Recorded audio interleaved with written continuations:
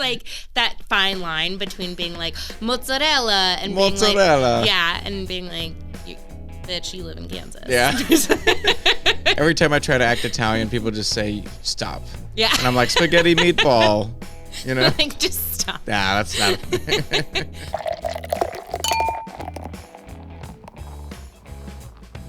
All right. Welcome to Careers Over Beers podcast, folks. I'm Jesse Krause, the host, and please like and subscribe and share with your friends and family if you like listening to these episodes. Welcome. Thank you. Thank you for having me. Yeah. I'm happy to be here. Go ahead and introduce yourself. Tell us what you do. Yeah, my name is Kristina Grappo, and I am the owner and executive chef at VIOLA'S Pantry. And we are a small little pasta shop just right downtown at the corner of First and Cleveland. First and Cleveland At the in Cleveland Wichita. corner. Yeah. And I actually ran into you at the Farm and Art Market before you had your own brick and mortar shop, right? That was like back in, July, August? It was a while ago, yeah. I think it was one of the first ones that I had done. Was it really? Yeah. So, because I just started with farmers markets back in like July-ish. Yeah. And so, I remember it was really hot that day. So. It was very hot, yeah. But I found your little stand out there, and I was like, oh, this is amazing. Fresh homemade pastas. You know, you can't find that very often. You can't. And I mean, like in certain cities, you know, they have little Italies and stuff like that, so you can find some of those artisanal Italian goods. But it's always kind of something that I've always been thinking of, and we can get into it further. But hell yeah. you know, when I came to Wichita, one of the things, I moved here from Austin, Texas. Austin, Texas obviously has like a huge food scene, one of the best in the country.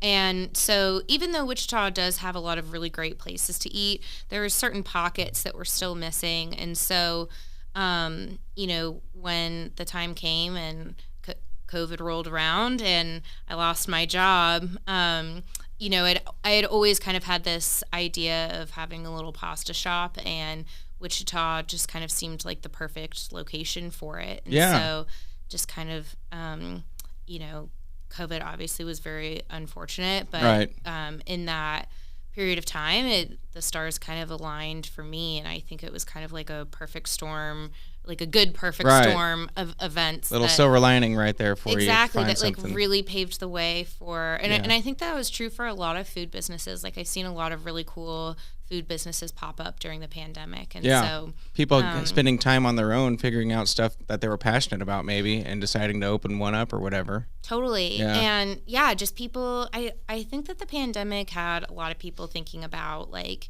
what am I even doing with my life? Am I really happy? If, God forbid, you know, something were to happen and I were to lose like my family and everything, would I be happy with the job that I was doing? And I think a lot of people, the answer was no. And I think we're still seeing that. We're still in a weird time, kind of, where things are recovering and. Yeah, and we're seeing a lot of, you know, I think when we see a lot of employment issues, like not. What's the word that I'm looking for? It's difficult to find people to hire. Oh, yeah. And I think a lot of that is because a lot of people don't want to take jobs that they were traditionally taking anymore. Right. There's a job shortage going on right now because people are just like, I don't want to really go back to that. Exactly. Yeah. They don't want to work at shitty jobs where people don't. Can we swear on here? Oh, yeah. Sorry. You can say whatever you want. Okay. Yeah, people don't want to work at their shitty jobs where people don't care about them anymore. True. So, very true. Yeah. Well, congratulations to you opening your new business. That's Thank super you. exciting. I've been following your social medias and watching you go through that journey and that process, and that's amazing. So Thank you. Let's drink some wine. Yes. I know you wanted some wine today. Oh, yeah. Thank you. So I love you said good you're not Cab Sav. picky. I'm not picky. You like Cab Savs? Mm-hmm. Thank God. I didn't know, but I was like, you know what? A chef, somebody that makes pasta, it's very fitting that you're drinking wine in the first place, right? Yes. I always, like, it's so funny. I think because of my Italian roots, I feel like wine is one of those things I can drink from, like, 4 o'clock in the afternoon until 4 o'clock in the morning the next day and like wake up feeling fine. Yeah. It's like it's ingrained the Italian in you. multivitamin. It's ingrained in you guys. Yeah. Yeah. Well, cheers. Thanks for having me on the podcast. Hell yeah. Fantastic. This is a pretty cool little wine here. Have you ever had that before? Yeah. Yeah. Oh, I like it a lot. And they have that app where you can scan their faces on 19 Crimes. Oh, I did not know that. Yeah, these are all like bootleggers and criminals and mobsters. So oh my gosh, how funny. They have an app. You can put it on there and they'll talk and they'll tell their story and whatnot. Oh my gosh, I'm going to have to check that out. It's cool. Shout out to 19 Crimes. Yeah. I think that's so funny. Yeah. I used to work when I lived in Austin, I used to work for a whiskey distillery out there. Oh, really? And one of my favorite things about working there was the history of, like bootlegging in Austin.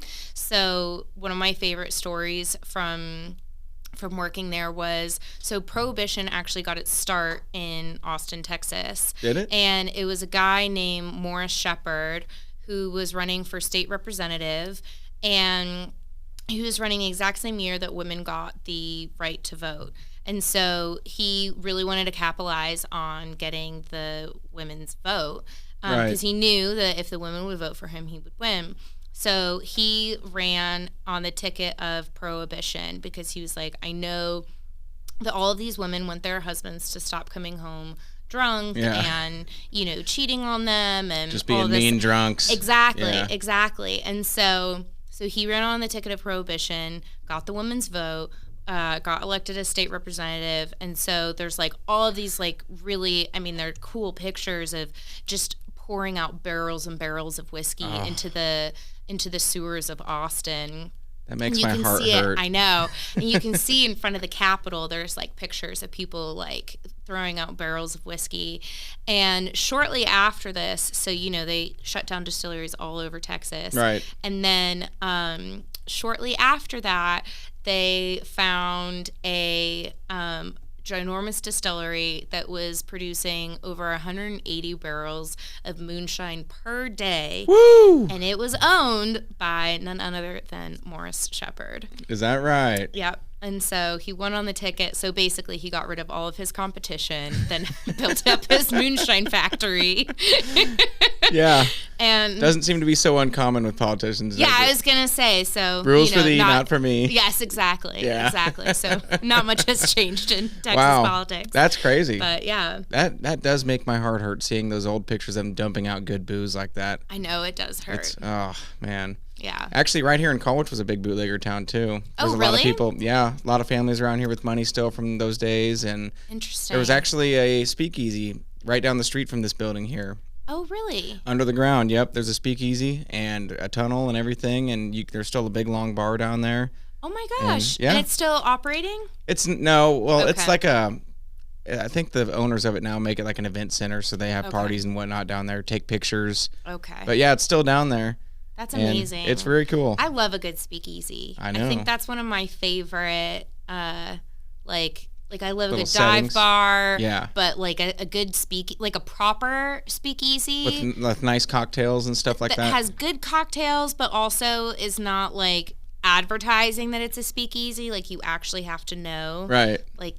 Yeah. Those are my favorite. I love it. Yeah. So you're Italian then, right? I am. Yeah. So my this is actually one of my favorite stories, but my great-grandmother came here from Calabria. So we're from the toe of the boot of Italy. And so my great-grandmother, Maria, all she ever wanted to do in life was to be a nun, and so she was in the convent in Calabria in southern Italy, and her younger sister met a man, fell in love, and moved to the United States to get married, and so they got married, and then she passed away, and because of the old Italian Catholic rules, the husband gets to marry the next single sister. And so they yanked my great-grandmother out of the convent and moved her from southern Italy, like right on the coast, to Akron, Ohio in February. You're kidding me. To marry her sister's husband. What the hell? Yeah. This is old school Catholic rules. And she was probably not for that, right? No, she wasn't. She was not. She was not for that. And so she came to the United States and then had 12 children. And so that was our kind of foray into the United States. That's insane. Yeah. That is a crazy cool story. Isn't that? It's like when I tell people that, they're like, in Italy? I'm like, yeah, not so long ago. There's like these bonkers. Just think about that. That's not even that long ago. They could just pull exactly. you out and just say, nope, you're getting married to this guy. Like, you have to. Like, and that's insane to think about. I know. My husband... My husband loves my sister, but he was like, thank God we don't have those rules anymore. Like, could you imagine? Yeah, they used to do some weird shit back in the day. Seriously. That's something like people wouldn't even consider that a possibility these days, you know? Yeah. Back then it's like, oh, I guess I'm doing that. But you just had to. She had no choice, and then no choice to have like less than 12 children either. I mean, that was just... crazy. Par for the course of being in an Italian Catholic family in that day. That's a Catholic way. Have as many kids as you can, right? Yep. Yeah. Used to be. Used to be, yep. Yeah. And but yeah, so then after that my my grandparents met in Ohio, and then my grandfather was in the Marine Corps, so then they made their way to Florida. And then my grandma Viola, who Viola's is named after. Oh, really? Yeah. That's awesome. Yeah. So Viola and then my other grandma, Marion, my mom's mom, they were best friends, and they used to host like these dinner parties all the time. They like loved hosting parties. So they were best friends, and that's how my parents met. Wow. Yeah. So this pasta making and everything that you do is deep in your family, in your roots, right? This is like a very big family affair, I would say. Like, food plays a huge role, just like in our family in general.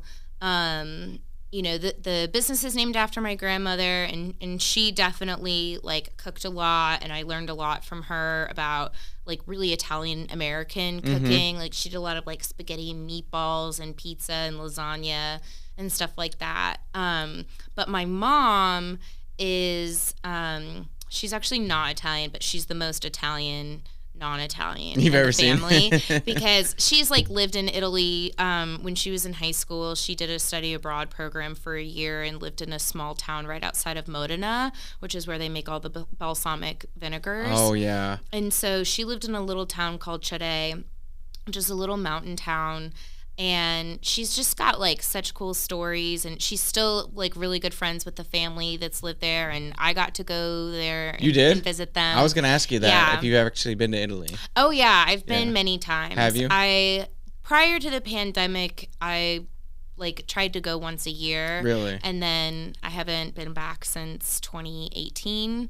And so that's amazing. But prior to that, I was really going a lot, and I took a couple of solo trips in my late 20s, which was like I think where I really got to appreciate it, because it was just like me, and I would just like wake up in the morning and be like, what do I want to eat today?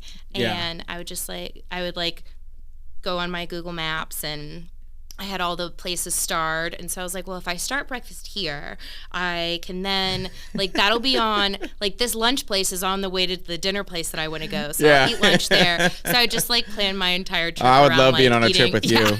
That's my shit right there. Like, the way to travel, I think, is, like, you just, like, wake up and you're like, where am I going to get coffee and breakfast? Yep. And then you're like, okay, I'm going to walk around a little bit, and then where am I going to get lunch? Yep. And then you need your afternoon beverage, and then you need like your happy hour beverage with some bites, and then you need to find dinner, and then I've never heard more perfect words spoken. And you get to explore the town, talk to people. Yes. You know, and the food is the biggest, is one of the biggest part of the cultures. Everywhere you go, you know, that's the part that, you know, it's different than most other things in the sense that you're experiencing something that they all sit around the table together with every day. Absolutely. And I think food is the best way to like really learn about 100%. people. And so another reason this like really runs deep is my dad worked with the State Department. So we moved around every like 2-3 years as a kid. And so I grew up moving to different countries a lot. So I lived in Portugal for a while, and then Jordan, Oman, Saudi Arabia, Dubai. And then my parents lived in Jerusalem for a little bit when I lived in the United States. And so my family is like really kind of like traveled around the world, lived in different countries. That's crazy. And I think like growing up in that way, it's really difficult to like feel like you have roots somewhere and to feel like a connection. But I think the quickest way to really like get to know a city, to get to know people is through food. Right. And I think the same has been for Wichita. You know, I moved here in June of 2019, and for my first year and a half, I felt pretty disconnected from the city. You know, I was doing marketing before that. And it wasn't really until I like got back into food, it reminded me of like how important like connection to food connects you to the city and like the importance of the two. Yes. It's the universal thing that brings people together. Exactly. You know? Like you go to meet up with someone and you're like, oh, do you want to go grab dinner? It's like the thing that you have conversations over. Yep. It's, you know, oh, you want to do something nice for someone, you're going to bring them food, you're going to take them out to dinner. Right. It's like central to everything. It really is. And that's why it's such a beautiful thing, and I'm a huge fan of it. You know, I had Chef Carl Taylor on a few episodes ago, and I just ate that whole thing up because I'm sitting there and like, this is also one of my passions too, even though I'm not a chef like you guys, and I don't have the training. Everybody's a chef. Like, I don't think that there takes any classic training to you can fall in love with it and you know, find your hobby in it. It's a passion of mine. I love it. You know, it's one of my favorite things to do. And I like coming home and getting a bottle of wine or a bottle of whiskey and cooking something up. I mean, that's my workout for the day. That's my blow steam off, and that's like my meditation for the day. It's funny, you know, my husband's a pilot in the Air Force, and for the week before VIOLA'S Pantry opened, he took the whole week off from work to help me in the kitchen. And so he's doing things like chopping. He learned how to make ricotta cheese. Did he? Like, and he was like, first of all, he's like, I don't know why people call this unskilled labor, because like my entire body hurts and like this is really difficult. Yeah. And second of all, he was like, also, it's like so cathartic, just like making your cuts, and like it's like science, it's art, it's like just like emotion, like putting in whatever you're feeling that day. You know, if you need more comfort, you can add more comfort into your meal. If you know, it's all of those things. So I thought it was interesting because he's not a cook and does not find his passion in food, but it was interesting kind of like seeing that come together for him. Seeing somebody's perspective that's on the outside that isn't into it like you know, seeing what their reaction is. And I didn't really appreciate how much work that stuff was until I made pies with my 90-year-old grandma.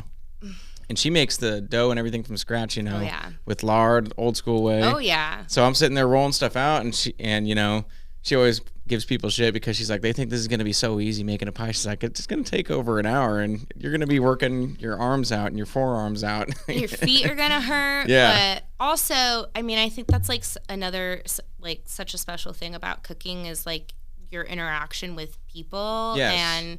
And, you know, like whether you're cooking for a date or you're cooking with your grandmother, like, you know, that's like a really special thing for y'all to be able to like share together. It is.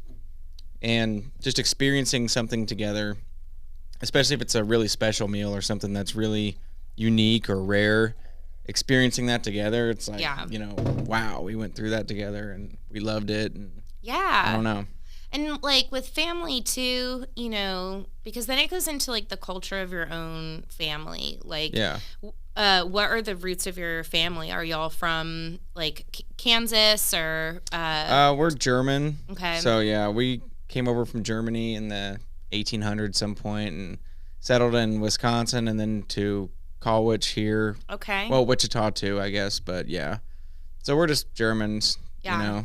And did you grow up eating German food, or does your grandma cook any German food? Yeah, we grew up eating a lot of German food. So like our local Catholic church up here, we have German dinners all the time where we'll do sausage. And actually the local grocery store here, Kraus Foods, that's my cousins that run that grocery store. Really? And they make their own homemade sausage, and I think it's the best sausage ever. And it's German-style sausage, I will definitely have to check that out. Some of that with some sauerkraut. And, oh, yeah. Yeah. Oh, yeah. So that's, we did grow up eating a lot of that stuff, too. But it wasn't really something we always ate. We're not like hardcore, like only eating German. You know? I mean, we weren't either. Yeah. Like, we ate a lot of different foods, but it's just like everything around eating. Right. Well, and talking about like cultures around eating, are y'all doing anything for Thanksgiving? Do you have any big Thanksgiving traditions? We just do a normal one, honestly. Yeah. It's pretty basic. We'll do turkey. Sometimes we'll mix it up every now and then. I did a prime rib a couple years ago. Oh, nice. But yeah. See, that's my kind of Thanksgiving. Yeah. Give me a big slab of beef. Yeah. Well, it's been funny the last couple of years. So out here in Wichita, it's just my husband and me, and we don't have any kids. And so the last 2 years, we've started this tradition where we just kind of make Thanksgiving like a good drinking day. And so we just like get up, take it nice and easy. We'll maybe start the day with a mimosa, and then I normally do my Thanksgiving shopping like the day before. So last year I was like, maybe I'll find a turkey, maybe I won't find a turkey. We'll find out. And I did not find any turkeys. No. And so instead we just got like little Cornish game hens, like have you ever seen yeah. those? They're I've like, had those before. Yeah, it's like your own little personal chicken. It's almost like a pigeon or something. Yeah, like a little peasant, or not peasant. Peasant. It's a little peasant food. Yeah, exactly. It's just like you're eating a peasant. It's great. I've made those before, yeah. Yeah, and so, which actually ended up being perfect because I'm like, we don't need like a giant turkey just for the two of us. Right. And so we just like had Cornish game hens and made a couple of the small sides and ate at like 4 o'clock, started cooking at like 1. Drinking the whole time. Exactly. And it was like the perfect day. And so that is the perfect day. I know. And we're like, well, once there's like a family, we're going to have to like figure out how to make this, more family appropriate. But for right now, just for the two of us, this is like Well, I think you need to keep that a tradition, just do an additional day for your family. There you go. And keep your drinking days together, like your date day. Keep that special. Keep it special. It's a day away from the kids where you can drink together and cook. Exactly. Yeah. I thought at first you were going to say, just get the kids involved. Make it a family affair. Yeah. I'm sure in Italy they start drinking wine at a young age. That is right? true. That is true. Yeah. Over in Europe, they're not as afraid of alcohol as they are in America. Well, it's like the culture around it, Yeah. And they're like when starting at 6 years old, they'll do like half wine and half water. Really? Yeah.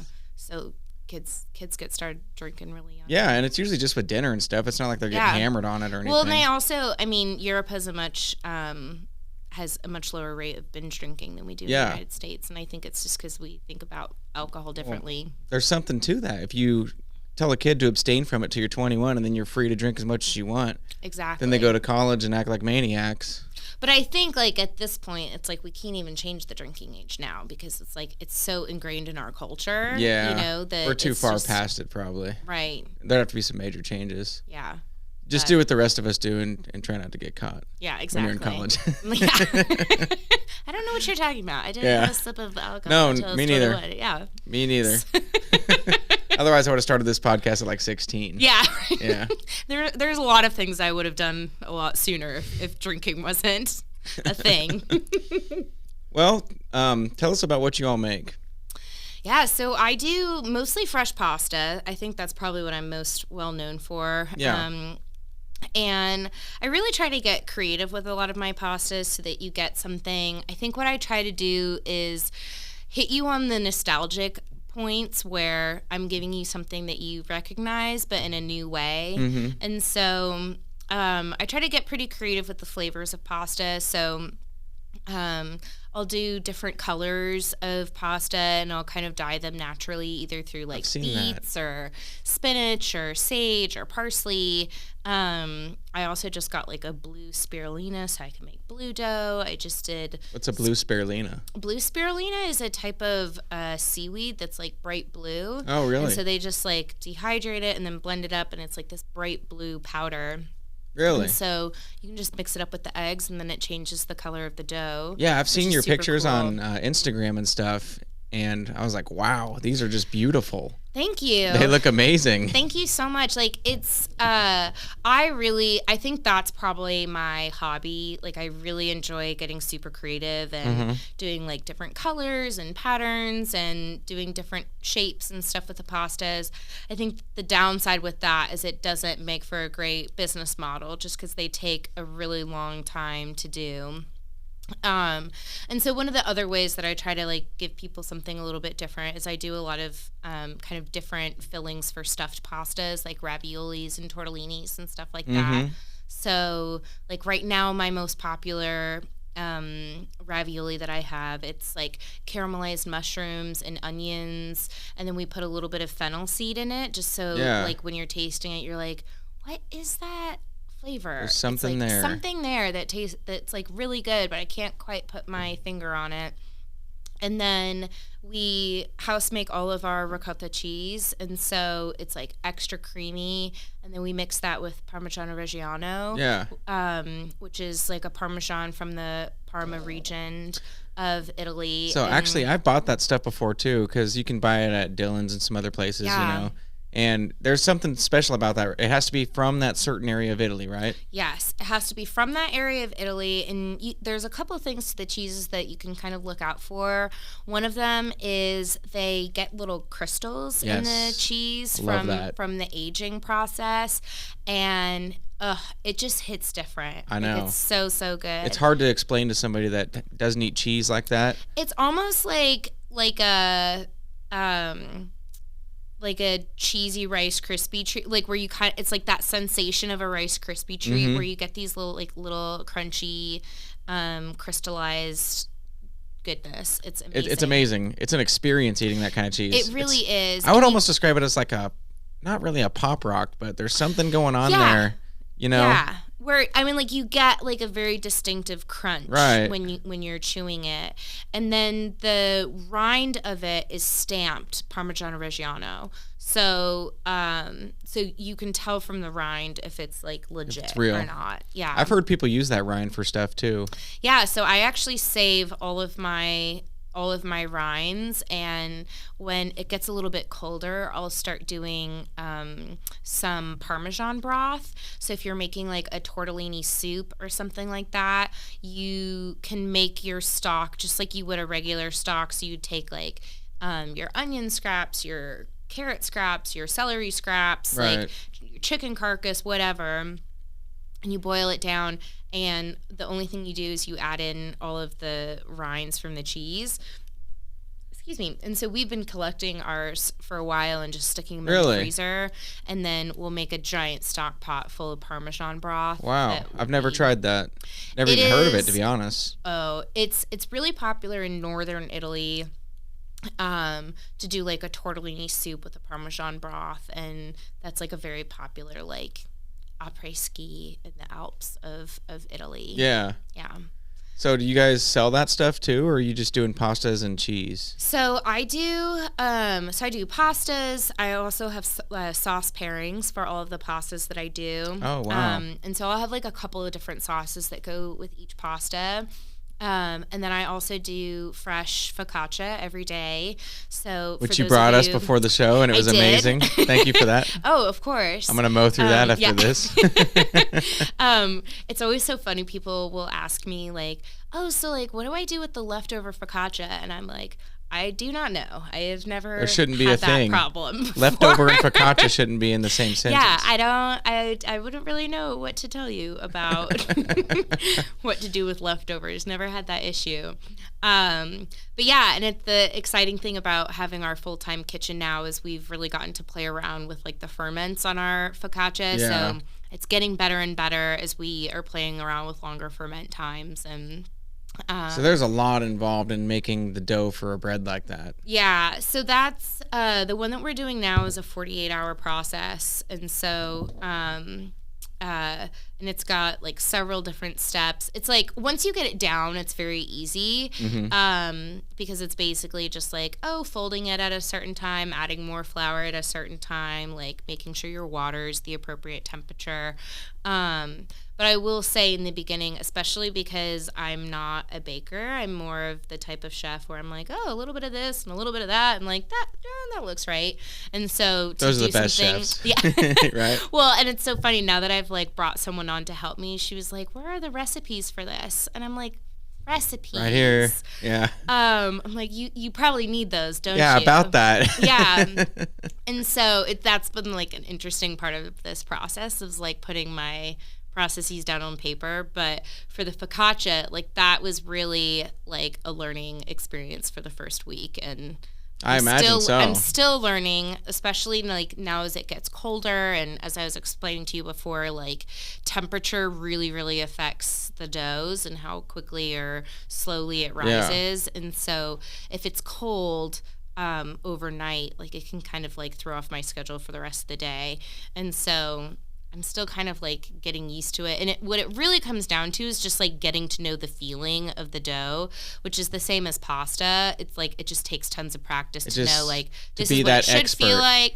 Yeah, like this is what it should feel like. This is what it shouldn't feel like. And when it feels like this means, you had too much water, you had too much flour, or it was too hot, too cold. So like learning those things is has been it just takes time. It's like cooking a steak, to be able to walk up and be like, okay, you're a medium rare right there. It's good to go. Exactly. It takes a lot of practice and time. So, totally. Yeah. Totally. So when you cook at home, what are some of the things that you love to cook? I'm always really interested to hear, like Monday night, you're going to get home late tonight. Like what are the things that you eat during the week? Well, people that know me know that I cook a lot of steaks. Okay. And how do you cook the steak? Do you just like cast iron it, or do you? Yeah, probably my favorite way is to do it on a hot cast iron and then get that good sear and then baste it with garlic butter and rosemary and thyme. Mm-hmm. And that's probably my favorite way, just because it's all buttery and delicious. Yeah. I also like doing sous vide and then throwing it on the hot charcoal grill. I mean, really the key is that hard sear on there. That's what I like, and then not overcooking it, obviously. Yeah. So I do a lot of that. I like to experiment with a lot of different stuff. I told that chef Carl Taylor on a few weeks ago that lately I've been trying to do curries a lot more. And Indian curry, especially in the cold. I mean, there's nothing better. I've been kind of obsessed with it lately. So, yeah, that's something I'm really trying to get into. A little bit more Asian cooking. I got a wok now. Oh, awesome. So I'm learning more about fried rice and stuff like that. But I don't know. I just kind of like to, Instagram Reels. Yeah. All of mine, if people look at mine, they'll think I'm the biggest fat ass in the world, because it's just all cooking clips, I mean, that is my life in a nutshell. It's like so I'll see something, I'll be like, I'm gonna do that. Yeah. So I'll just buy a bottle of wine and go home and do that. That's so funny. Yeah. My husband, when he took that week off and was in the kitchen with me, he's like, "Where did you learn all of these shapes?" And I was like, "Honestly, Instagram, because those reels, people do like such good like in-depth like tutorials on everything." Right. And so he's like, "You mean all that time where we call it millennial time when we're sitting next to each other and like technically spending time together, but both on our phones. Physically you're next to each other, but your minds are in different areas. But we just need millennial time. You need to like decompress and look at your phones." And so he's like, "You mean all of that time that you're on Instagram, you're like actually like educating yourself?" And I'm like, "Yeah." What's up? Oh, sorry. Bad. Bottle's in the way. I was like, what's going on? No, but I feel you. And it's such a useful tool, too, for people that cook like us, especially. Or like, I'm not even a cook, really, but watching that stuff. And you learn techniques by doing that. Oh, absolutely. It's like watching your grandmother in the kitchen, Yeah, no, absolutely. So. And okay, so steaks and then Asian food. I was just gonna say, Indian curries. Just yesterday, have you ever been to New Paradise? I have. Yes, I have. That's like They have a buffet, right? I've actually never been inside. It's my favorite like takeout spot. And so I always get takeout there, and each time we order, we always try to get something different. And it's like that place is never butter steered chicken. Me wrong. Yeah. I did get the chicken tikka masala last night because sometimes you just need to get an oldie but a goodie. Yeah. And it's like, as I was eating it, I was like, oh my God, it's just so good. It's amazing. So good. And I think that's where Wichita, like, I feel like we really, really shine in our ethnic food. Yeah, 100%. Like, I tell people all the time, you know, I work down at McConnell Air Force Base, huge Vietnamese population. And I tell people all the time, I think we genuinely have some of the best Vietnamese food around. oh yeah. Because the population here cooks it right. I mean, even in Kansas City and other places that I've been, maybe I just haven't been to the right places. I don't know. But I feel like I can find good pho. I can find anything in Wichita, you know? Yeah, really good vermicelli noodles. We've got good Japanese food, the Yokohama. Yeah. That place is really good.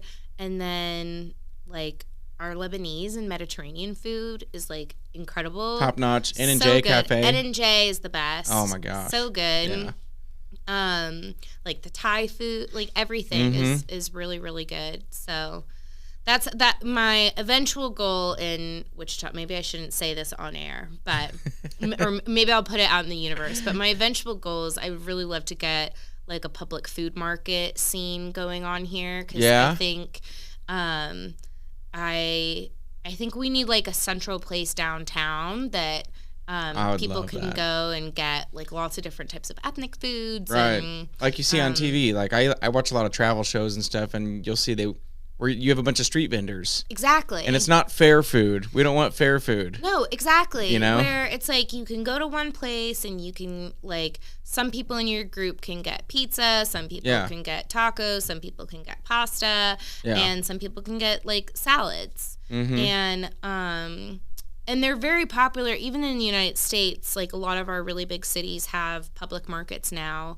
And I think Wichita would do really well with I would love that. Yeah. That would be my Saturday if we did that. Right? You know? Yeah. So I'm all for it. I think that's what Wichita needs next. I think you need to kickstart that. Well, you heard it here first, folks. Get the word out. Let's do it. Yeah. Let's have a food market. Yeah. So with the cheese, what's the process on that? Honestly, it's so easy that I'm scared everyone's going to, like, find out how easy it is to make ricotta cheese and then want to make it at home. But you can lie and just say that it's this long process. You have to get all of these, like, crazy ingredients. How much time do you got? Will never be able to get access to the same way I do. This would be a 3-hour podcast if I explain it to you. So no, but it's, like, literally just milk, salt, and cream, and you bring it to a boil, and then you add lemon juice, and then it curds together, and then you put it through a cheesecloth and drain out the whey, the like water that comes out, and then refrigerate it, and then you have amazing ricotta cheese. Really? It's that easy. That's just similar to mozzarella then too, right? Don't they do something similar? I've seen videos where they take the cheesecloth and they... Yep. So the difference, I think, don't quote me on this, but I'm pretty sure the difference between that and mozzarella is mozzarella just requires some of the cheese enzymes in there, and that is, like, more of a specialty item, and that's what kind of, like, brings it together. Whereas like ricotta cheese has more of, like, a cream cheese kind of texture. Right. It's real spreadable almost. Exactly. Whereas mozzarella's spongy. Yeah, and, like, more sliceable versus, like, spreadable. And so I do think that is the difference. And I'm trying to remember, I took a burrata making cheese class, and they did they gave us some of the enzymes. So I think it's, like, ricotta plus the enzymes, and then plus the Have you ever made mozzarella? In that class we did. In a class you did? Yeah. That was at, like, the very beginning of the pandemic. I took that class. So okay. I'm, like, trying to remember exactly how that did, but I do remember we got the enzymes for that. So I think that's the difference. But so you make all different sorts of pastas. I think you kind of said that. Do you have, like, a set list of different pastas that you make, or do you just kind of go with what you're feeling? So I kind of go with what I'm able to get from the farm. So one of the things that I'm really passionate about is like, food sourcing, and I think especially now in today's, like, post-COVID era, you know, like supply chains are a total disaster right now. Yeah. And so I feel like this is like further pushing me into this like hyper local sourcing. And so I get a lot of my produce from Firefly Farms out in Andover. And I also get a lot of stuff from Can Grow Hydro Farms, and Rami Farms in town. And I'm trying to think of anybody else I'm missing. Ori's Garlic. Have you ever heard of Elderslie Farm? Oh, yeah. Yeah. Yeah. And so I use some of their cheeses sometimes for my fillings as well. I've been up there. That place is awesome. It's incredible. Yeah, I think that really place cool. is really, really neat. And what they've done up there is so beautiful. Mm-hmm. And so I think a lot of kind of how I decide my menu for the week is seeing what is available. So for right now, like pears were super in season, beets are super in season. And so last week's menu, I had a pear and pecorino tortellini that was really good. So pecorino is like a sharp, salty Italian cheese. So it pairs, no pun intended. It pairs. Pairs really nicely. Any of my customers that are listening to this would be like, we already heard that joke 6 times this weekend, Christina. But that goes really well with kind of like the sharp, salty cheese. So that will probably be on my menu until the end of pear season, which might be another week or so. The beets, I don't know if you saw on my Instagram, but I was doing like a really bright purple. Yeah, really, pink. really bright. It's like the color is absolutely insane. Oh, it's crazy. And so that was really, I got the beets from Firefly Farms, and then when I saw them, I cut off the tops, and you can kind of tell immediately of like, wow, like the color on this is insane. How vibrant that color actually is. Exactly. Yeah. So I kind of was like thinking, oh, well, like, how could I, like, what are the would I prefer really vibrant inside or really vibrant outside? And so I was like, well, if I took the beets and turned the pasta into that, and then for the inside I did a butternut squash, kabocha squash, house-made ricotta, and Parmesan Reggiano. So it's like the outside is like this really beautiful purple, and the inside is this really beautiful orange. And so that's kind of like how I figured that out. I love the way your mind works. Well, it's like, okay, what are the options that we have? Like, what's in season? Yeah. And then how can we turn that into something, again, that is like, it's a ravioli. You've heard of a ravioli. Everybody likes butternut squash flavored everything during this time of year. For sure. And so it's like I'm taking something that like you and you're familiar with, but I'm turning it into something that maybe you've never had before. Like a lot of people have never had beets before, right. or had like the combination of the two. And that's very like traditional almost in how cooking came to be in the first place. They would make art out of what was in season, what they had. So going with the seasonal route too, and just using those different ingredients. I mean, I love that. Thank you. It wasn't always we had access to anything we wanted all the time. Absolutely. And it's really the Italian way of cooking as well. I think probably like the most fundamental aspect of Italian cooking is to use what you have. So I even do pasta classes. So I have a couple of cooking classes coming up in the next couple months. Yeah. Oh, wow. I'm going to sign up for one. Okay, perfect. 100%. Yeah. It's like a really fun night, like if you want to impress a date or like even if you want to like go out with a couple of your guy friends, they're all BYOB and you can come and that would be amazing. Really I'm going to do that. Okay, cool. Yeah. So in my cooking classes, like I always tell people when I'm teaching people how to make pasta of like, I use double O flour and semolina flour, which are, specialty flours, even though you can find them in most grocery stores.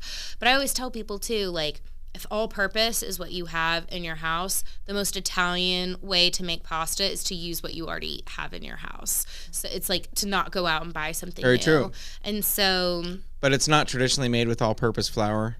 Oh, it is. It is in a lot of places. Is it? Mm-hmm. I would say like most traditional. I mean, like all of the restaurants will probably make it with double O and semolina. Like the proper way is to do it that way. But once again, also the most proper thing to do is just use what you have Use on what you hand. And especially like where my family is from in southern Italy. So you can kind of like divide up Italian cuisines on a very superficial level, but like northern Italian cuisine is a lot of like milks, cheeses, meats, because you're closer to France and Austria and Switzerland, and so you had more access to that. They love their cheeses. Yep, you had more access to that, and then it's also like a richer part of the country.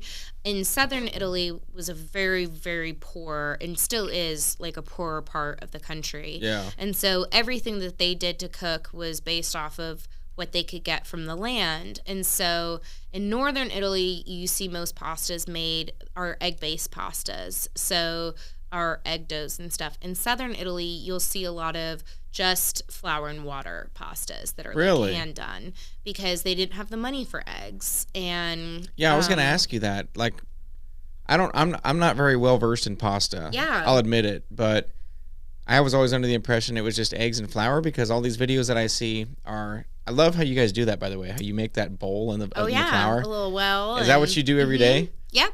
And then you dump a bunch of eggs in there, and then you start folding it into each other? Yeah, so we'll do it in like 12-pound batches. So we'll get like It's a one nice of the coolest big, things ever. Honestly, I think that's like one of the most cathartic processes, because it's like even in the middle, you like get to this point where you're like, is this damn thing ever gonna come together? and then it's like shortly after that, you get this like, all of a sudden beautiful it's smooth perfect dough, and like for me at least, like as an ADD person, I think that this career field is much better for me for marketing, because it's like you can see, it's like I'm doing something, and then I can like see the exact result. See the result of it. Yeah, exactly. You're like, I just did that. Yeah, now exactly. it's over. As opposed to like marketing, where I'm like, well, I did one report, and then I did another report, and then I did another report, and I guess I'm done. But but so yeah, so that's like one of the biggest differences between northern and southern Italy. And then it also depends on the actual shape that you're doing. So a lot of times, if generally when you're doing a long shape, like a fettuccine, a spaghetti, or something like with the ravioli where it has to hold weight, you want the eggs in there, because it acts kind of like, if you think of it like building a structure, the eggs are like the cement for the structure. And so it provides the protein mixed with the protein from the gluten and the flour, and it just provides more of that keeps structure. It from crumbling and breaking apart. Exactly. And it just helps to hold the weight of the pasta, versus something that would just be like a water and semolina pasta would be for like hand rolled shapes that are smaller, that don't have to kind of like, so like a fettuccine or linguine or like long noodles, so it has to hold that long shape, versus penne. A penne, that's that's an extruded pasta shape. So that means like you have to have machinery for that. And so what that machinery does is it mixes the water and the flour, and then at a very high heat and very high pressure, it extrudes it through super That's how you get the hole holes. through the noodle. Exactly. And so that's but those pastas generally are also flour and water. They don't have eggs in them. Really? I never knew that. In general, yeah. Is it hard to knead out a noodle from flour and water? No. I feel like it would crumble, or I don't know. Well, you'll just have to take one of my I'll have to classes. see, yeah. And, but if you have you ever heard of an orecchiette? They're like the little circle shapes, and they kind of have like a dome on them. Okay, You'll have them in yeah. like pasta salads. I've seen those. So, like an orecchiette is a perfect. So it actually means little ears. So if you look at them, it's like Italian pasta shapes really have good names. I know. I love them. I want to learn those names. Yeah. So one of my favorite is called strezzapreti, and it's like a long kind of spirally shape, and it means strangle the priest, because it looks like the collar that a priest would wear, and so it's called strangle the priest. So there's like a lot of really good names like that. But I know. I want to learn all those names. I love the way that Italian words sound, first of all. I do too. And then I'm trying to be better. My mom is really good at like pronouncing things perfectly, and I'm trying to be better about pronouncing things the way that they should be pronounced. Yeah. While also simultaneously not sounding like an asshole. It's like that fine line between being like mozzarella and being like, yeah, and being like, bitch, you live in Kansas. Yeah. Every time I try to act Italian, people just say, stop. Yeah. And I'm like, spaghetti meatball. You know? Like, just stop. Nah, that's not. That's kind of how I feel. Like, any day now, people are going to be like, this bitch was born in Florida. I actually just learned recently that lasagna is actually not the dish. It's the noodle. Yes. And I don't know why I never knew that. I don't know if that's a well-known fact. Maybe I'm just an idiot, but no, I mean, I always, lasagna was always a dish that you had growing up for me anyways. Yeah. And I learned recently that that's actually what the noodle is called, the big flat noodles. Yep. Yeah. So, but it's both. So you have like lasagna bolognese, and that's, so you can still call the full dish lasagna. That's still accurate. But I will say, so, back in 2018, when I went to Italy, that was the first time going to Italy with my husband. And we stayed in Bologna, which is the food capital of Italy. So it's like the food capital of the food capital. And so you were in heaven. I was in heaven. Yeah. And so, like, we were only there for like a day and a half. So our first day there, we had the day that, like, the kind of day that I told you about, where it's like, where we're going to go to breakfast, up. where we're going to go to lunch, where we're going to go to first drink, where we're going to go for second drink. And so, but like first drink probably happened earlier than it should have. And so last drink happened a little. Yeah. Happened after too many, probably. Last drink should have been a lot earlier than it was. And, so then the next day we had to catch our train to go to Milan. And so we were on like the opposite side of town. So we're like, okay, we'll just like wake up, pack our bags, we'll find an Uber, we'll get an Uber from our Airbnb to the train station. We'll drop our bags off at the train station. And then there's like a huge market in Bologna, like a world famous food market. So, yeah. So, we're feeling a little worse for the wear the next day, not feeling our greatest, but we're like, whatever, another day of eating. Here we go. Let's do it. So we like pack up our bags and we walk outside, and we were like in a pretty central place in town, and we walk out and it looks like we woke up to a ghost town. Like all the streets were shut down. We didn't see a single car in the street. We didn't see anyone walking. It was like completely dead. And it was like on the weekend. It was like a Sunday. And so we're like, well, this is weird. And we couldn't find Ubers anywhere. It was like all the streets were blocked off. And we're like, what is going on?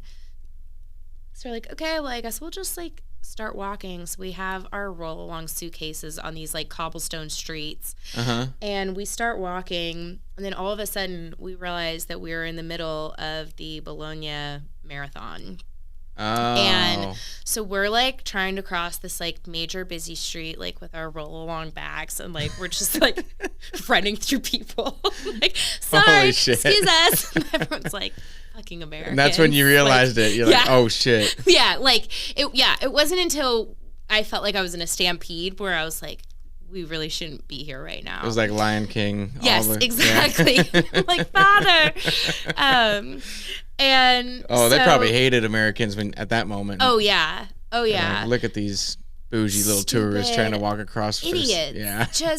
Like we could not have looked like bigger idiots. And so we're like, okay, definitely not going to find an Uber, I think. And so then we just started walking through this like market in Bologna, and we're like, I guess we'll just like pop down. And I mean, these people like took our bags in the back, and we're like, I hope our bags are safe. But and we stopped in this little market that I would love for VIOLA'S Pantry to be someday. It was just like very cool. Every single type of pasta that you could think of, like the big prosciutto legs like hanging from the ceiling, giant wheels of cheese, just like where I want to go when I die. I can smell that right now. Yeah. Exactly. And so by now it's like maybe 10:30, 11 o'clock, and we hadn't eaten anything. You know, we were out till like 1 o'clock in the morning the night before, so just like really needing a meal. And we sat down at like the first place we saw. They took our bags, and it was like one of the most incredible meals of our life. First of all, we sat down and they brought us the wine list, and it was like cheaper to get a whole bottle than it was a glass of wine. So we're like, here we go Sometimes again. You got to, right? Here we go. Look, I'm not one to be not economical, to exactly. to not be economical. So we sat down. We're like, I guess it's time for another bottle of wine. And my husband got this lasagna bolognese, and I got a tortellini. And his lasagna was like the best lasagna of my entire life. Are you serious? Yeah. And so ever since then, we'll actually have it on the menu right before Christmas. But I went to the place and I like got their recipe for it because it was... They gave it to you? Oh, yeah. And it was like so incredible that I was like... And they're like very good about that in Italy. Anywhere you ask, they'll give you the recipe. They're open to give it to you? Yeah. Are you going to teach us that in your cooking class? Oh, yeah. Are you? Any recipe people want, I'm like happy to share it. So I want you to teach me how to make that lasagna. I think that would be a class that we could do. Yeah? That's actually a really good That would be a fun one, wouldn't it? That'd be a really good Christmas class right before Christmas, because I feel like lasagna would be a good, like, if not for Christmas Day, then just like when you have all of your family. When you have family and everybody together, yeah. Yeah, and a good way to like impress, like, what, Mom? You think I can't take care of myself? Well, look at me now. I would love it. Yeah. Yeah. Okay, that's actually a really good idea. I'll be there. I promise you I will. Yeah, I promise you. Even if it's just me and we're drinking. Yeah. We'll do it, I'll bring the wine. You bring the food. Done. Teach me how to cook. Yeah. That's how good friendships are made. I know, right? I bring the wine, Cheers. you bring the food. Yep. That's I think that would be fun though. Like you said earlier, have a guys' night. If I brought a group of my friends, like, hey, let's go drink wine and just watch her teach us how to make pasta or whatever. Too. Yeah. So like you actually will learn. And I did a lot of like group classes during COVID, and I just did them over Zoom. Mm-hmm. And I think they're a very fun thing for like groups of friends to do. It's different, it's hands-on, like lots of opportunities to like self-deprecate and like laugh at yourselves and yeah. No, I love it. Yeah. I'm all about that shit. I want to do that. And just like more fun things, especially now that we can like leave our houses. It's just like great anytime you can. Let's go out and socialize and do stuff. Exactly. I'm all about it. Yeah. Do you have a favorite pasta dish or a favorite dish in general, I guess? Let me ask the pasta maker here. What's the best pasta? Ooh. That's tough. I will say I do think that lasagnas do have like a soft spot in my heart. Yeah. I think my grandma Viola, that was kind of like her specialty. It's like she like lasagna and spaghetti and meatballs were her thing, but like I've always loved lasagna. Yeah. And spaghetti and meatballs are kind of like you can have spaghetti and meatballs any night. It doesn't necessarily have to be a special occasion, but lasagna always feels really special. It hits that nostalgia nerve for you, doesn't it? Exactly. Makes you feel some type of way whenever you get it. Yeah. And now we have this, my husband and I have this thing of when we first started dating, like 5 days later, he deployed. So the first 6 months of our relationship, he was in Afghanistan. And so when he came back, I was like, well, hopefully I still like him. We'll find out. But I really wanted to impress him, so I made a homemade lasagna with a 24-hour brisket. So I did a brisket lasagna because we lived in Texas at the time. So I felt like I needed to do something with that brisket. Texas spin on it. Exactly. Hell yeah. And so I feel like that lasagna is probably the reason that I'm married today. And then now, like, every time he comes home from a deployment, it's like lasagna is... I bet that's his favorite thing in the world. Yeah. And so I feel like now it's just kind of like our very special occasion item. And so I would say that, but I'm a really big sucker for like a really good ravioli. Like I love a good stuffed pasta, and the herbed brown butter sauce that I have on our menu is probably like my favorite sauce with raviolis, because it's just like plays like an excellent supporting role where it gives it like just enough where you're like, oh, this is a flavorful sauce that's like adding something to the dish, but it's like a good best friend where it still lets, the ravioli shine. Lets it shine, but So I think those are probably my two. But I mean, I've never cooked any pasta dish out of bed, They're like your children, aren't they? Exactly. You can't just pick one of them. Yeah, exactly. I get it. Do you have a favorite pasta dish? No. But one of my idols does, Anthony Bourdain. His favorite dish in the world was, I'm going to completely butcher this, cacio e pepe. Yeah, that's it. Is that it? Yeah. Cacio e pepe. Cacio e pepe, yeah. Yep. That was his favorite dish in the world, and I've always wanted to try it. I've never actually made it or had it. Well, one of my cooking classes in December is cacio e pepe. Is it really? Mm-hmm. You're kidding me. Yeah, because it's so easy. It's just noodles and cheese, right? It's basically... And pepper. Yeah, and pasta water. And pasta water. Yep. And it is the most... Once you learn how to make it... I think, like, if you want to impress someone without putting a lot of effort into it, cacio e pepe is the perfect dish. It's, like, 3 ingredients. Yeah. You cannot fuck it up. Yeah. And it's amazing. It's just always good. And who doesn't like cheese and pasta? Nobody. Al Qaeda. Yeah. Nobody that I want to be a friend of. Exactly. And so it's always good. Super, super easy. And super traditional Italian. Yeah. Okay. That's the class I'm going to. Yeah. I'm signing up for that immediately. Okay, perfect. Yeah. So that one is called the Italian Classics class. And so I'll basically go over like the cuisines of each part of Italy. Uh-huh. And then we'll kind of focus. So cacio e pepe is from Rome. Okay. And I had one in Rome that I still have dreams about? Yes. Wet dreams about pasta? Exactly. I'm like illicit dreams about this, like cacio e pepe. It was like the best of my life. It was really, really good. I've always wanted to have an authentic one that was made well, because the great late Bourdain used to talk about it all the time.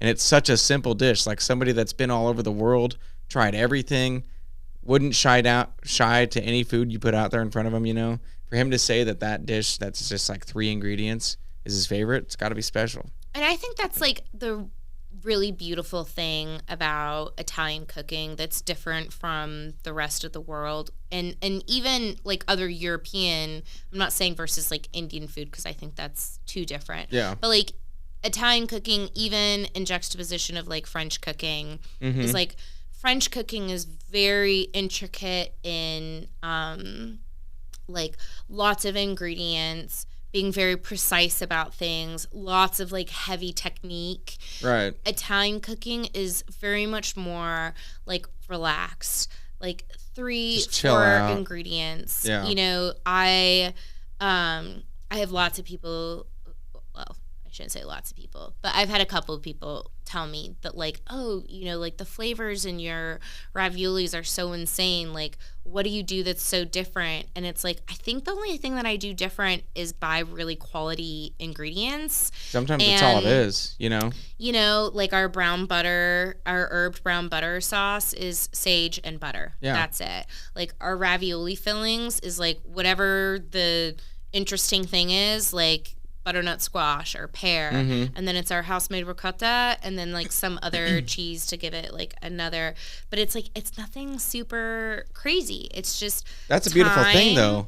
Yep. Is when they can't understand it, like, what do you do differently out of this? And it's like, well, I'm just not buying bullshit. I'm buying real stuff, and I'm using real stuff, and people would notice it even if they don't know they are. Exactly. Even if they don't know what they're tasting, if they don't understand fresh ingredients versus non-fresh. They're like, something's different there, and that's different to me. It's better. It's just simple. And so it's like why I don't mind sharing any of my recipes, because I'm just like, I mean, if you can do this at home, if you want to take the time to make pasta at home, like I love it. please make pasta at home. Yeah. I want everybody to be cooking at home. But if you want to save yourself some time and just have someone do it for you, I'm also here. Right. But like if you want to learn, I'll teach you. I'll share my recipes.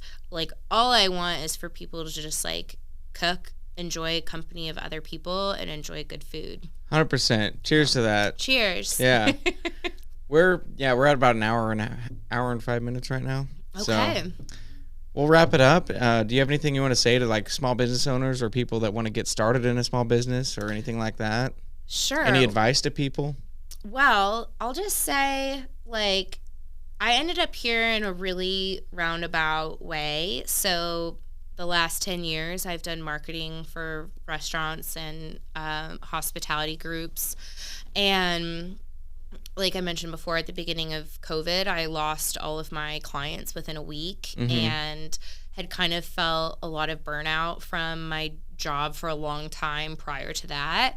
And so it's like kind of wild. So this week is actually my 1 year anniversary of VIOLA'S. Is it really? Congratulations. Thanks. Yeah. And so I think it's been like a very reflective week for me, just like thinking back on the last year of like probably last March of 2020 might have been like one of the lowest times in my life. I, you're in the Air Force, so you'll understand this, but we got 11 days notice that we were moving to Kansas. And in those 11 days, we found out that we had to get married. And It's like, whoa. I never even heard of Wichita, Kansas before. Yeah. I remember at the time Tony told me, he was like, don't worry, like the only places we could move are like Germany or Japan. And then we got Wichita. And I was like, I've not heard of that city in Germany before. He must have put it at the bottom of his wish list. I've heard of that happening before. Well, he didn't think that he was going to get into the KC-46 program, and then he did. And so that was a real curveball for us. And so it's like I left a very good job in Austin, really great friends, moved to Abilene, was there for a couple months, then had 11 days notice that we're moving here. And so anyways, holy it's a very shit, that's crazy. But it was I felt like I was in a tornado for like a year. Yeah. And then COVID hit and I lost my job. And so now I'm living in Wichita. I don't have a job. I don't know anyone here. We're in the middle of the pandemic. Yeah. Like I'm married. And like I've known my husband since we were 16 years old, so it's like, I knew that we were gonna get married, but it still is like jarring, to like wake up to one just day. rush it all, right? Yeah. Like wrap your head around that so quickly. And so all that to say is like, last March I was probably like in one of the most difficult places of my life of just like not seeing what my future was gonna look like, and so, like, the way that I was dealing with it was just, like, cooking all day, every day. And someone was just like, do you think maybe if you like something this much, like, that could be what you did next? And I was like, well, I'd always thought about it. I never thought it was, like, an option for me. And so I guess my advice to people, not that I'm in any place to give anybody advice, but oh, you 100% are. You just opened your own business. I mean, well, you've had your own business, but now you're in a physical location where you have a full-time thing going instead of just on the weekends. I mean, huge milestone. I mean, I feel like my brain is still catching up with all of that. And so I think the thing that I would tell people is, like, don't get in your own way. I honestly think that if I thought too much about what I was doing next, my brain would have gotten in the way of it and been like, you're going to take, I went to Villanova out in Philly, and like people from Villanova don't take cooking jobs. And so like I had it in my head of like, well, I just can't afford to have a job like that, or I can't, like you get in your head of like you can't do all of these things. Yeah, you get all wrapped up and you block yourself from, because those invasive thoughts come in. You're like, well, I'll never be like this. I'll never get to here. I'll never have that. I mean, look at this person and how much support they have and how many clients they have. Never have that. I mean, really, you just got to jump in and do shit sometimes. Sometimes you just, like, have to not think about it. And then, like, with the space that I have now, I really wasn't expecting a storefront retail space. And I think I told you right before we got started, it's like I didn't really fully think about what it would be like to have customers come in every single day and like providing the, like making sure there's enough pasta for people to come in every day and purchase it. And I am almost like very grateful that I didn't think of it for too long, because it's like if you get in your head for too long, then like there's going to be plenty of reasons not to do it. You're going to tell yourself that it's not the right time, and then it'll never happen because there's never going to be a right time. Exactly. But it's like at the end of the day, I think what you have to ask yourself is like, when you're 90 years old and you're laying on your deathbed and you think back of like, at least I'm the type of person where 1000% I would much more regret the things that I never gave a shot, like that I never tried, versus the things that I tried and I failed. Right. And so I hope that Viola's Pantry is the only job that I ever have for the rest of my life. I do too. I really hope.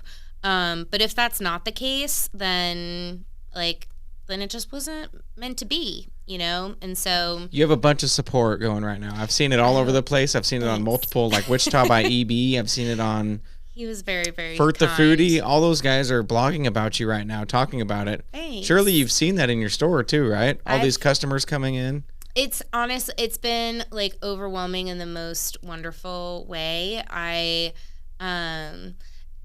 Especially as an outsider, you know, I mentioned I grew up moving around every couple of years. When people ask me where I'm from, I don't have a story that's like not a long story to answer that. I've never lived in a place longer than 5 years. Right. And so all that to say is like Wichita has like accepted me and embraced me as like a local, and I feel really grateful for that. As an I thought you were a outsider. local. I thought you were, seriously. I mean, the amount of support that you have that I just see on Instagram and Facebook, I mean, it's just, Wichita is a special place. And I think, you know, I'm saying this as like someone who's like, you know, I've lived in Washington, D.C., Philly, Dubai, Portugal, like Los Angeles, Austin. Everywhere. And it's like I come to Wichita and I'm like, Wichita is a really special place. For sure. And I'm excited about Wichita's future, about my future in Wichita, about the food scene here. I think it's already a cool city, but I think that we're like right on the cusp of being like something major. An incredible city. Yeah. And it really is because of the people. Like it's just a really good group of people here. Well, I think your story's amazing. Thank I you. loved it. Yeah. I really appreciate that. I love your story. I hope you have a good time here in Wichita, and I hope you make it your home and Viola's Pantry becomes something bigger than you ever expected. I really appreciate that. And congratulations on everything. Thank you. And I really appreciate you having me on the podcast. This is my first podcast, and I'm such a big podcast fan. Yeah. So this honestly is probably the thing where I'm like, wow, I'm really making it now that I'm on a podcast. So well, I'm thinking the same thing about you. I'm like, wow, I'm having Viola's Pantry on. Oh my gosh. Seriously, I mean, yeah. Thank you. I really appreciate Congratulations it. on everything. Do you have any social media handles or anything you want to shout out? Or do you want me to just throw it all in the description? Yeah, if people, Instagram is kind of where I live mostly. So if you want to check me out on Instagram, my handle is at @Viola's_Pantry. And then for Facebook, it's just at Viola's Pantry. And then if you want to visit my website to purchase my cooking classes or see what else I've got going on, that's just violaspantry.com. And that's VIOLA'S Pantry.com. Correct. Yep. Yes. Right on. All right. Well, thank you so much for having me. No, thank you for really coming on. Appreciate it. I loved your story. I love what you're doing. I am going to be a supporter as long as you're around. Thank you. So, well, samesies. Congratulations and thank you. Perfect. Thanks. Cheers.